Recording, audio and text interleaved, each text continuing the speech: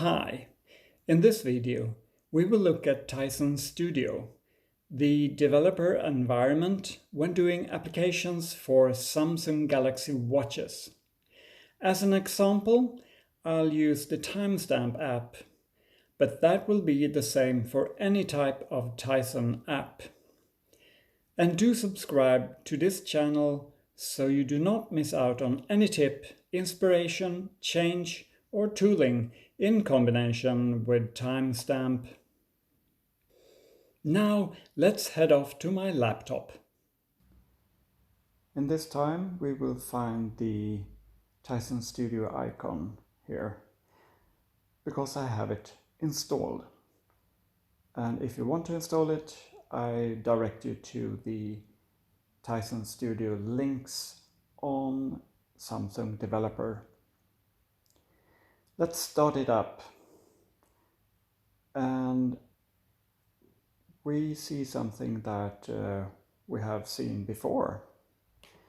This is an Eclipse launcher, and Tizen Studio is built on Eclipse, so there is nothing much new here. There is quite a normal environment that we have been using for quite some time.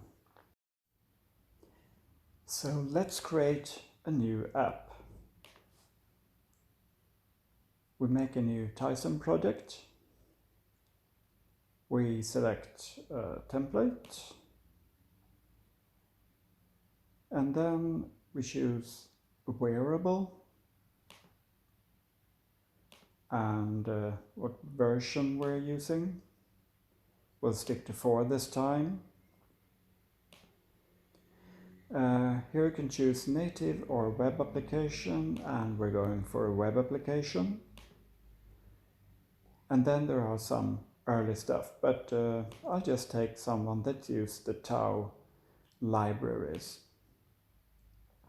So what should we call it? Why not Bazinga?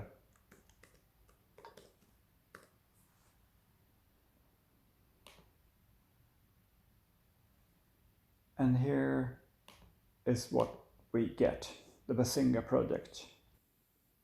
There are many choices when you are new to this to set up a new application, but with experience you know what to use, and in the beginning it's just to select one of them. Wearable 4. We have some resources for JavaScript, we have a basic CSS style, we have something for the JavaScripts, and something for libraries. This is the Tizen libraries that we're going to need. And we have a config file, an icon, and an original HTML file that sets up a list, more or less a list view. And that is the template for starting a new app. So what is Tizen really? Well, of course, it's an embedded Linux. Linux in the bottom, then some Tizen libraries on top of that, and perhaps if you're doing a web application, there's a browser. So you can do 2 types of applications on Tizen. You can do the C code or native app, or you can use the browser and do a web app. In this video, we will focus on web applications. So there will be a lot of HTML, CSS, and JavaScript. So let's get rid of this new Bazinga app. We'll close those 2 windows and create some more space down here. And then we move to an example of something that's already implemented. And in this case, it is the timestamp app that we will be looking into. And we can start off with the config XML file, which defines this project.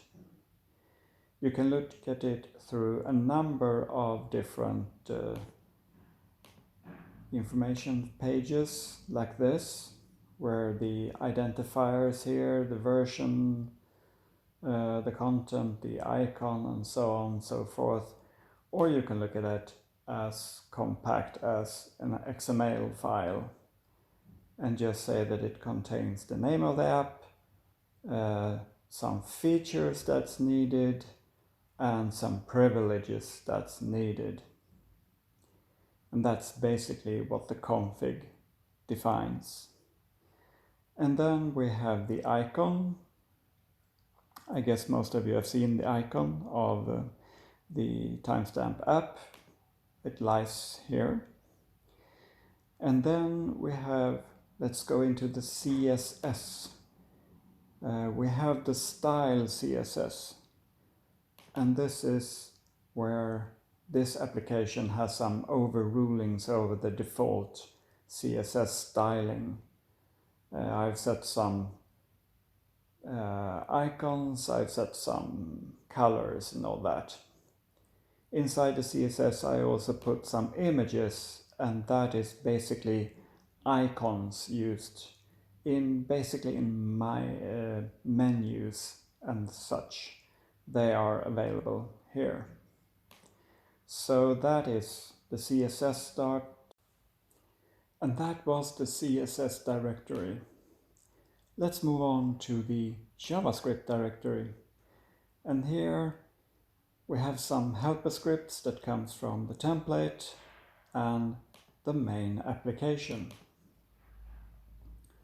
It's quite extensive, but then again, some other parts are in other files, but this is keeping it all together. There is another one called show here. It is the JavaScript that shows all lists.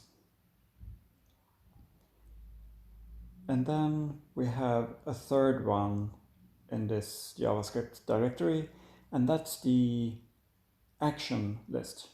Action list is let's call it a helper class handling all these configurable actions. And that concludes the JavaScript, but we have more JavaScripts to come. Furthermore, JavaScript and HTML files are found in the content directory. And this is subpages with their JavaScripts. We can point to this one. It's the web page and the JavaScript for doing the menu of the different drives.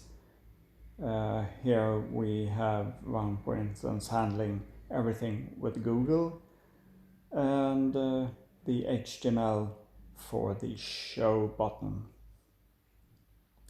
So it's generally quite a good thing to separate subfunctions in different pages and their separate JavaScripts, and then keep everything in a structure below some directory, in this case content. And finally we have this one. This is the actual jar containing the application as such. This is the timestamp application jar that is uploaded to Tizen Studio and Tizen Store, where you more or less have the opportunity to download it from Tizen. This application can also be downloaded into your personal watch if you want to test run it, or it could be uploaded into an emulator if you want to run or debug it. So that concludes what we have in a total app. That's more or less what it looks like. Another thing about the code itself is that it's sometimes very good to have a repo for it, to keep different versions and so on. I am using egit. It's not something that comes with Tizen Studio, but since this is Eclipse, you can install it and use it. So I really recommend that you get some type of code repo to handle your code. That's a good thing.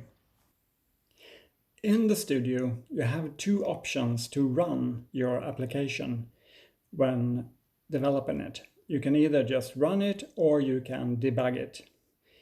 You have also two choices on where to run it. In one hand, you can have an emulator on your developer laptop, or otherwise you can hook up your watch on Wi-Fi and remote run on that one.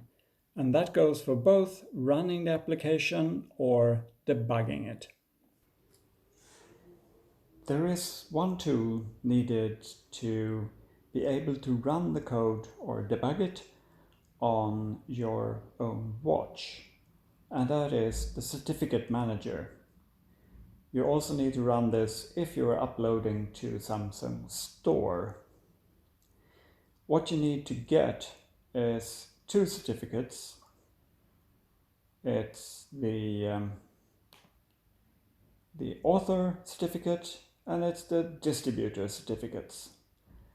And you should really know where you have these files and have them safeguarded in many places. You don't want to lose these files. You need them when you upload to the store, and you're going to need the exact certificates again if you fix anything, do a new upgrade, fix a bug, whatever, new feature, something, a new color, whatever. You're going to need the certificates, so get them working.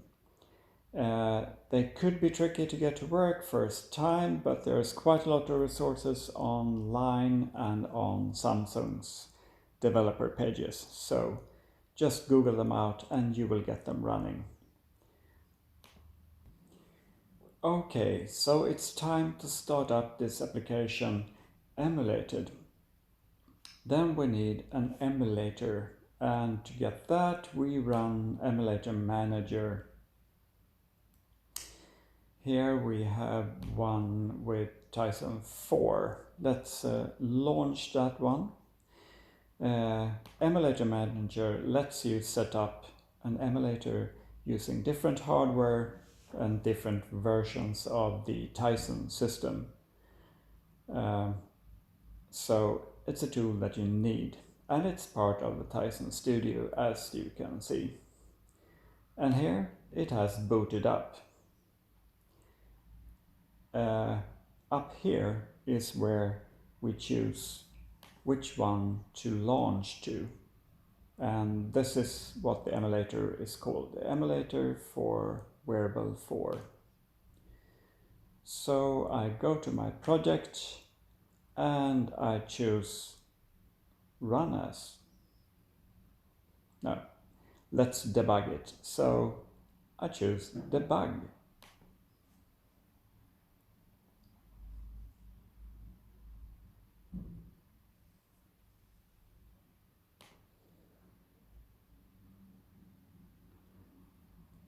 Let's watch the console, what's happening.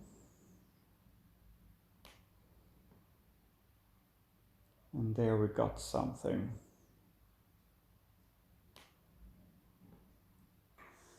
What we get here is the debug, the developer tools from Chrome, and that is used to debug web applications. Here we have the app running on the emulator, and this is the web contents running. You can have a console with debug printouts, and you can jump into the source code as well.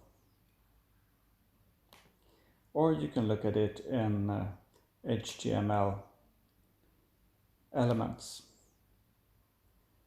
I'm not going into much further than this, but I can see that the application in itself is working as it should.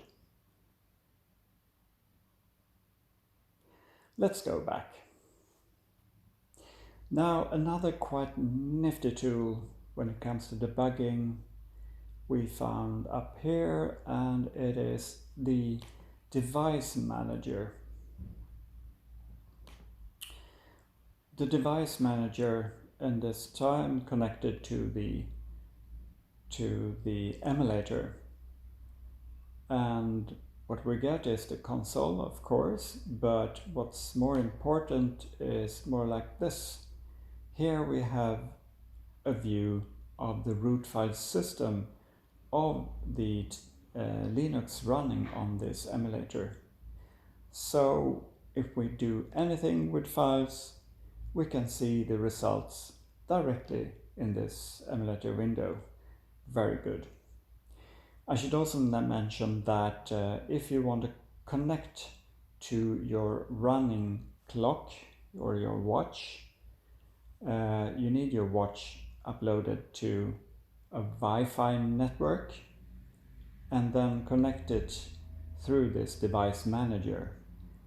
And if you get it connected, it will show up as a device here, and you can connect it also in this selector up here, and you can run or debug directly into that one. One thing I haven't showed because it's a part of the native or C language debugging. When you run a debugger on C language, you are using GDB onto directly the Linux environment, maybe on the emulator or maybe remote on your watch, but it's still GDB and RGDB.